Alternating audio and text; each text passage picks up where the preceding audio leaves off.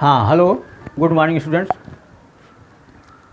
आज मैं क्लास 8 के स्टूडेंट्स के लिए एसएसटी का एक दूसरा चैप्टर लेके आया हूँ। एक वीडियो मैंने आप लोगों को भेज दिया था, आशा है आप लोगों को वीडियो पसंद आया होगा। वो हिस्ट्री का था। आज मैं सोशल साइंसेस से ही जियोग्राफी का फर्स्ट लेसन कर सकते हैं, जिसे रिसोर्सेज कहा जाता है। आज मैं वो लेके आया हूँ। आप लोगों को रिसोर्सेज के बारे में बताऊंगा। तो रिसोर्सेज क्या होते हैं, सबसे पहले देखें रिसोर्सेज होते क्या हैं। इस पृथ्वी पर या इसके आसपास जो भी ऑब्जेक्ट, जो भी सब्सटेंसेज, जो भी एलिमेंट, जो भी कंपाउंड, जो भी चीज़ें हैं जो हमारे यूज के लिए हैं, जिनकी ह्यूमन बीइंग के लिए यूटिलिटी है, वो रिसोर्स कहलाते हैं।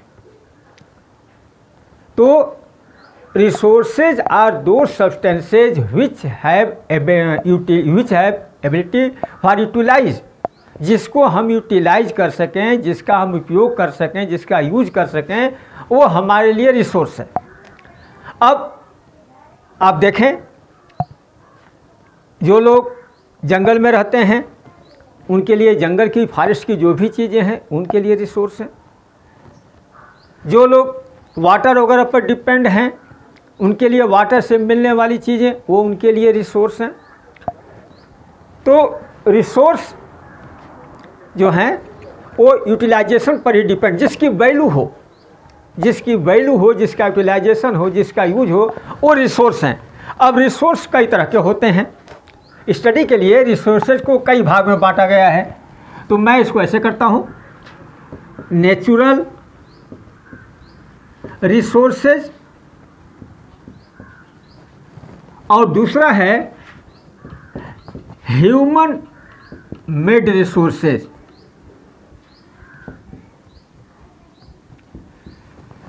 ह्यूमन मेड रिसोर्सेज मैंने अभी आपको बताया नेचुरल रिसोर्सेज। इस अर्थ पर जो भी चीज़ें नेचुरली या प्राकृतिक रूप से पाई जाती हैं वो नेचुरल रिसोर्स कहलाते हैं। अब उसमें सॉइल भी है, एयर भी है, वाटर भी है, सनलाइट भी है, फॉरेस्ट भी हैं, मतलब प्लांट्स हैं, बहुत सारे एनिमल्स हैं। ये सब के सब नेचुरल हैं, इनको हमने नहीं बनाया है, ये गॉड गिफ्टेड हैं, नेचुरल चीज़ें हैं। ये सब के सब हमारे लिए रिसोर्स हैं। अब हम लोग जब इसको पढ़ेंगे नेचुरल रिसोर्सेज के बारे में, तो इनको भी कई बेसिस पर डिवाइड किया गया है। तो सबसे पहले है on the basis of, division जो किया गया है किस किस के बेसिस पर किया गया है, तो कहेंगे natural resources on the basis of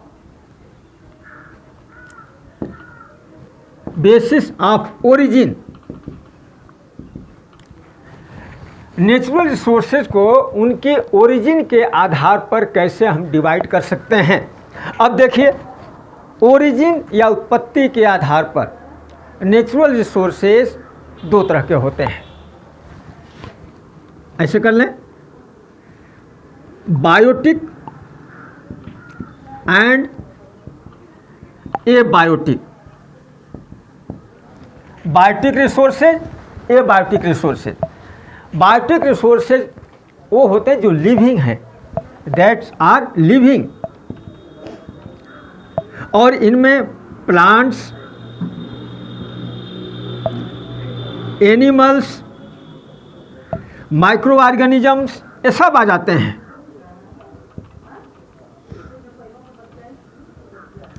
ये सब के सब बायोटिक रिसोर्सेज हैं, प्लांट्स, एनिमल्स और माइक्रो ऑर्गेनिज्म। ये बायोटिक रिसोर्सेज में हम कर सकते हैं नॉन लिविंग रिसोर्सेज हैं। नॉन लिविंग में मैं जो अभी बातें बताई हैं, एयर है, वाटर है, सॉइल है और बहुत सारे मिनरल्स भी हैं। वो भी सभी एबायोटिक है। ये सब के सब एबायोटिक रिसोर्सेज हैं। और ये जो डिवीज़न किया गया है, ये डिवीज़न ओरिजिन के बेसिस पर किया गया है। अब जो दूसरा, इसको मैं थोड़ा सा इरेज कर देता हूँ। अब जो दूसरा डिवीज़न है वो किया गया है on the basis of development.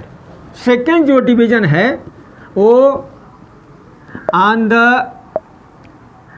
Basis of development. मैंने बताया कि फर्स्ट डिवीज़न इसकी ओरिजिन के आधार पर किया गया है, सेकेंड डिवीज़न इसके डेवलपमेंट के आधार पर किया गया है। अब डेवलपमेंट के आधार पर रिसोर्सेज को दो भागों में, एक तो एक्चुअल और दूसरा पोटेंशियल।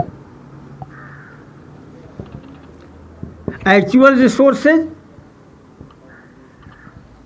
और दूसरा पोटेंशियल रिसोर्सेज। अब देखिए ये क्या है। एक्चुअल रिसोर्सेज जिनका हमें कंप्लीट पता है, जिनका हमें कंप्लीट पता है कि ये एक्चुअल रिसोर्सेज कितनी है, कितनी मात्रा में हैं, हम उनका कंप्लीट यूटिलाइजेशन कर सकें, वो सब के सब एक्चुअल रिसोर्सेज में आते हैं। जैसे मैं एग्जांपल दूं, कॉपर। राजस्थान के क्षेत्र में हमें पता है कि कॉपर की टोटल क्वांटिटी कितनी है। उसके बाद अगर आप जर्मनी में जाएं तो जर्मनी में एक जगह है, वहाँ रूहर, RUHR, यहाँ पर कोल की टोटल डिपॉजिट कितनी है एक्चुअल हमको पता है। उसके बाद हम और देखें आगे, गोल्ड का देखें तो अगर यहाँ चाहें आप तो गोल्ड के बारे में पता करने चाहें तो ऑस्ट्रेलिया में कालगुरली एक जगह है, कालगुरली, ये ऑस्ट्रेलिया में है। हमें कॉपर के बारे में और गोल्ड के बारे में, कोल के बारे में कंप्लीट मालूम है कि इनकी क्वांटिटी कितनी है, कहाँ कहाँ, ऐसे बहुत सारी चीज़ें हैं जिन्हें हमें पता है। अब पोटेंशियल रिसोर्सेज में हमें पता तो है लेकिन हम उनका यूटिलाइजेशन नहीं कर पा रहे हैं। जैसे मैं यहाँ बताऊँ, खेतरी से, माइन से कॉपर खूब निकाला गया, पता है कितना है, कैसे है, कोल का, गोल्ड का। जैसे मैं बताऊँ आप लोगों को, लद्दाख का इलाका है, लद्दाख के इलाके में यूरेनियम, लद्दाख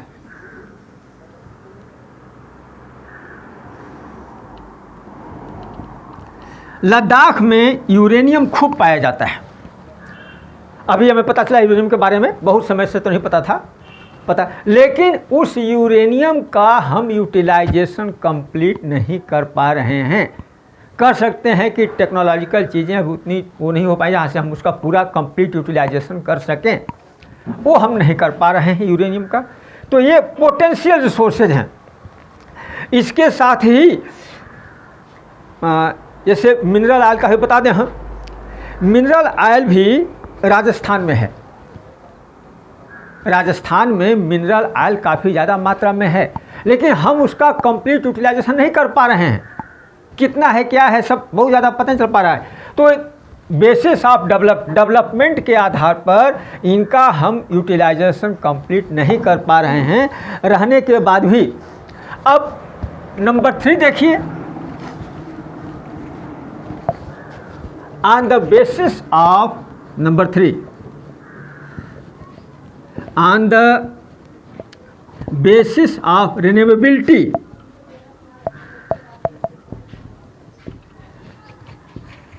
रिन्यूएबिलिटी के आधार पर हम नेचुरल रिसोर्सेज का डिवीज़न कैसे कर सकते हैं। तो देखिए, 2 तरह के रिसोर्सेज होते हैं। कुछ तो रिन्यू होते रहते हैं अपने आप, ऐसे रिसाइकिल होना, रिन्यू होना, अपने आप रिन्यू होते रहते हैं, और कुछ रिन्यू नहीं होते हैं। तो हम इनको दो भागों में फिर बांट सकते हैं, renewable and non renewable. Renewable and non renewable. Renewable में वो रिसोर्सेज हैं जो रिन्यू होते रहें, जैसे हम एयर का उपयोग करते हैं। एयर अपने आप रिन्यू होती रहती है। ग्रीन प्लांट्स उसको CO2 को लेके ऑक्सीजन निकालते रहते हैं, एयर को रिफ्रेश करते रहते हैं, रिन्यू होता रहता है। वाटर भी अपने आप, अगर उसका प्रदूषण किसी मात्रा से बहुत ज़्यादा न हो जाए तो वाटर भी अपने आप रिन्यू होता रहता है। ऐसे ही सनलाइट के बारे में कह सकते हैं। तो ये सब जो चीज़ें हैं ये रिन्यूएबल हैं, रिन्यू होती रहती हैं। नॉन रिन्यूएबल में क्या है, जैसे मान लीजिए हम कोल का यूज़ कर रहे हैं, मिनरल ऑयल्स का यूज़ कर रहे हैं, ये चीज़ें एक दिन ख़त्म हो जाएंगी। ये सब फॉसिल फ्यूल कहलाते हैं, ये रिन्यू नहीं होंगे, पता नहीं फिर दोबारा बने तो लाखों करोड़ों साल लगे। तो कोल, मिनरल ऑयल, ये सब जो हैं नॉन रिन्यूएबल हैं।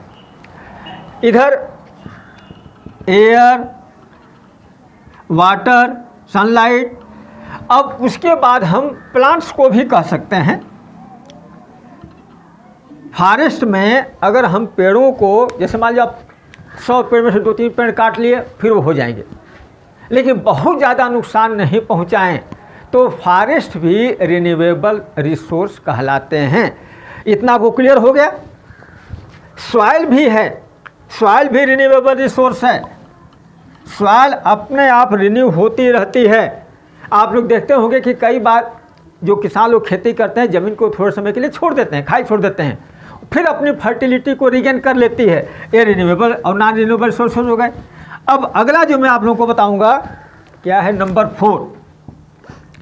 ये है on the basis of distribution, on the basis of distribution.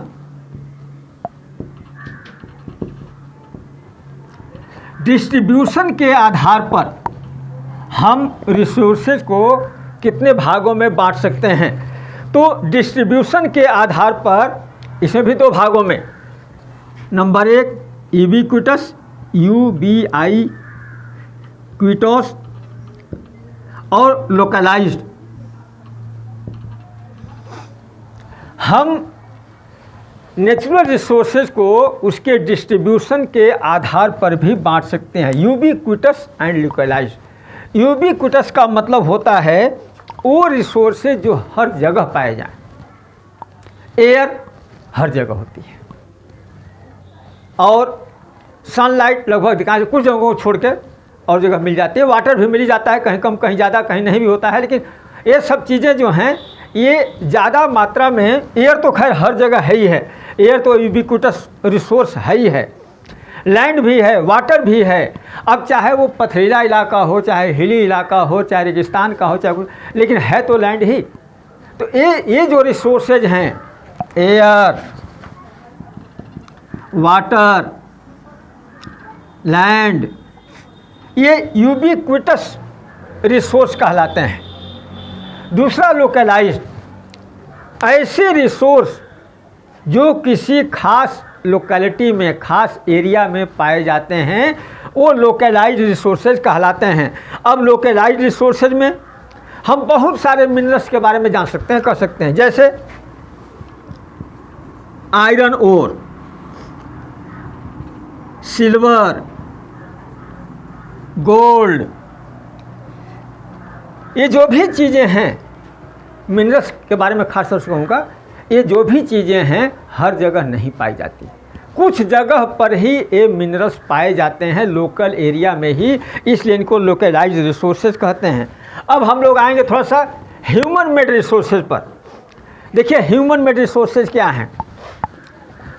Natural resources को ही मनुष्य ने, हम लोगों ने अपने कंफर्टेबल के लिए, अपनी सुविधा के लिए, अपने आराम के लिए उसको दूसरे रूप में कन्वर्ट कर लिया है।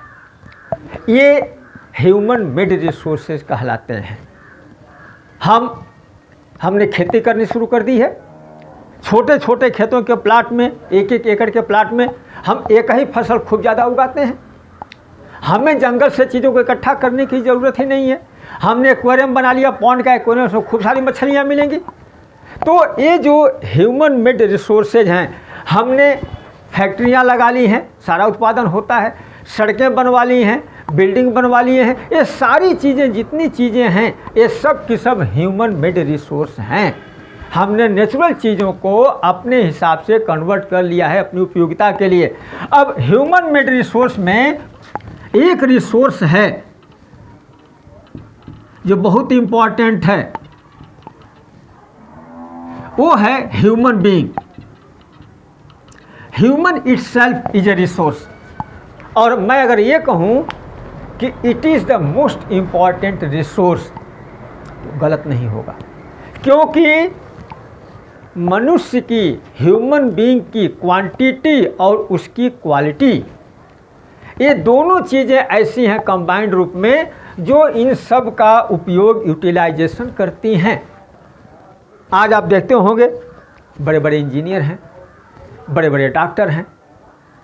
आज से कुछ साल पहले पेट्रोलियम प्रोडक्ट के बारे में कोई नहीं जानता था, लेकिन जब पेट्रोलियम प्रोडक्ट को रिफाइन करके दूसरे इंजन बन गए, डीजल इंजन, पेट्रोल इंजन बन गए, तो उनका उन मिनरल्स का, मिनरल ऑयल का उपयोग, उसका यूटिलाइजेशन बहुत ज़्यादा हो गया। तो मनुष्य, ह्यूमन बीइंग ही सबसे बड़ा रिसोर्स है जो इनका यूटिलाइजेशन करता है अपने लिए। अब मैं एक चीज़ और क्लियर कर देना चाहता हूँ, ये जो रिसोर्स हैं, इनका यूटिलाइजेशन बड़ी सावधानी पूर्वक करना चाहिए। इसको एक तरह से कहता है conservation of the resources. Resources को बचा के रखना, ताकि वो आने वाली जनरेशन के लिए भी फ्यूचर उनके काम आ सके। आप सोचो, अगर सारा मिनरल ऑयल ख़त्म हो जाए तो हमारी अगली जनरेशन क्या करेगी? कुछ तो ऑप्शन ढूंढना पड़ेगा, या हम मिनरल ऑयल का उपयोग सस्टेनेबल रूप में करें, जितनी आवश्यकता है उतना ही उपयोग करें। इसको सस्टेनेबल डेवलपमेंट भी कहा जाए। डेवलपमेंट हो लेकिन सस्टेनेबल रूप में हो, हम चीज़ों को बचा कर रखें। मैं आपको ये बता दूं, गांधी जी ने एक बार कहा था, इस पृथ्वी पर हमारी आवश्यकता की चीज़ों की कोई कमी नहीं है, लेकिन हमारी लालच और सीमित हैं तो हर चीज़ कम पड़ जाएगी। आज आप लोगों को इतना ही बता रहा हूँ। ये ज्योग्राफी का फर्स्ट चैप्टर है। आप लोग इस चैप्टर को बड़े सही ढंग से रिवाइज करना, क्योंकि ये चैप्टर साइंस में भी आते हैं, एसएसटी में भी आते हैं। ये कई जगह आपके काम आएंगे, और जहाँ आप लोगों को प्रॉब्लम है वहाँ आप कांटेक्ट कर सकते हो। लेकिन अगर वीडियो आपको पसंद आए, लाइक भी करें, शेयर भी करें और सब्सक्राइब ज़रूर करें। Thank you.